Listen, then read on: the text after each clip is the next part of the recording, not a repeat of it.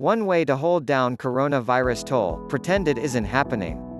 As the official U.S. death toll from the coronavirus climbed past 3,000 in the last several days, surpassing casualties from the 9/11 attacks, some conservative news personalities have reacted by questioning the accuracy of the numbers.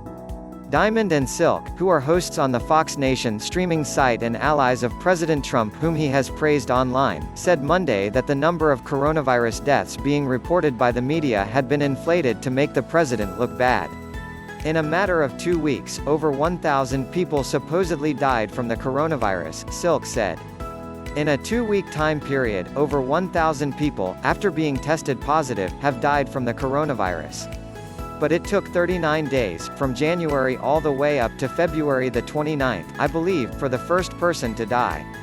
My president said, on March the 24th, Tuesday, this past week, my president said that he would love for America to be back up and running. I knew this was going to happen, Diamond added. I knew after he said this was going to happen. At the time he said it, there was 25,489 cases with 307 deaths, continued Silk. Instantaneously, you had the media calling President Trump out. He wanted open by Easter. He wants this open by Easter. Me and you was talking. I said now watch the number of deaths go up. Watch everything increase, because they wanted to make it look bad in front of our eyes. The number of cases and deaths in the U.S. matched the trends in other countries that failed to take timely measures, such as testing and stay-at-home orders, to stop the spread. Experts, including some on the White House Coronavirus Task Force, said Trump's April 12 goal for returning the country to normal was far too aggressive. On Monday, Trump extended the Centers for Disease Control and Prevention guidelines that recommended no gatherings of more than 10 people and limiting any unnecessary travel until April 30th. As of Tuesday afternoon, there were over 181,000 confirmed cases in the U.S. and more than 3,600 deaths. Conservative radio host Mark Levin said Monday that he was skeptical of the numbers of reported dead from the coronavirus, saying, "I cannot find anywhere the definition of what it means to die from this virus. The cause of death of anyone who dies while under medical care, the vast majority of COVID-19 casualties, is certified by the attending physician. Patients who test positive for the coronavirus and who develop the telltale symptoms of acute respiratory distress to the point of death are presumptively counted as having died of it." Levin went on to suggest that all calculation of the lethality of the coronavirus, just under 2%, based on 3,600 deaths out of 181,000 cases, is exaggerated. When these television stations and networks put on their screen the number of confirmed cases of the virus and then next to it the number of deaths, it is extraordinarily misleading because what you really want to know is something they can't put on the screen. What is the actual denominator? What is the actual universe of people who have this virus? We don't know, said Levin.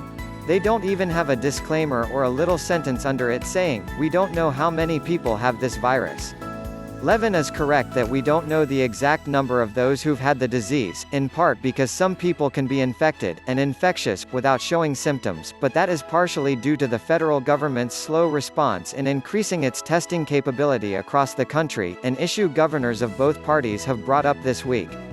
Radio host Rush Limbaugh joined the chorus of those questioning hospitalization rates on Tuesday. "One of the things that interests me is the hospitalization numbers," said Limbaugh. "Because if you look at the Drudge Report, if you look at the drive-by media, you would believe there is not a single hospital bed in this country, right? You have been led to believe that every hospital is overflowing. That dead bodies are in body bags and refrigerated trucks that are being parked off to landfills or whatever. I mean, some of the most incredible reporting I have seen, and it is in New York, it is in Washington, D.C., Maryland, the Eastern Seaboard states. There's just not a hospital bed around, the hospitals are overflowing. Many hospitals in the New York City area are at capacity. More beds have been added at the city's convention center by the Army Corps of Engineers and National Guard troops, by volunteers building a tent hospital in Central Park, and by the arrival of the USNS Comfort Hospital ship at a dock on the Hudson River. Limbaugh has been outspoken in downplaying the virus, comparing it to the common cold as late as March 11. On Sunday evening, a Fox News panel questioned how bad the virus could be if some hospitals had empty parking lots. People are saying, film your hospital. People are driving by their hospitals and they're not seeing, in the ones that I'm seeing, they're not seeing anybody in the parking lots, said contributor Sarah Carter. They're not seeing anybody drive up. So people are wondering what's going on inside the hospital. How many people are actually in the hospitals that are suffering from coronavirus? How many ventilators? Are the ICUs really being filled? How full are they? What's happening in my hometown? So people have questions, and they need answers. Carter added, that's not saying that what's happening right now isn't serious and very real, although she posted and then deleted a tweet promoting the hashtag #FilmYourHospital hashtag.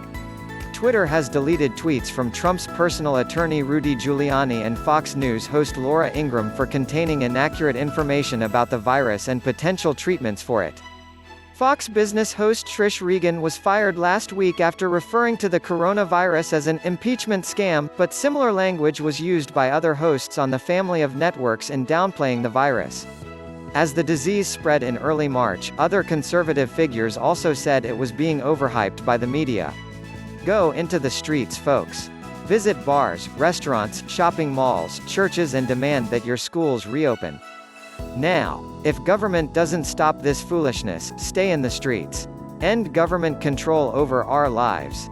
If not now, when?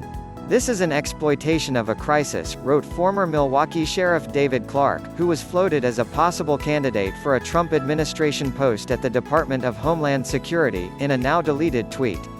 People should ask themselves whether this coronavirus pandemic could be a big hoax, with the actual danger of the disease massively exaggerated by those who seek to profit, financially or politically, from the ensuing panic, former Representative Ron Paul wrote on his website. A week later, Paul's son Rand, the senator from Kentucky, tested positive for the virus.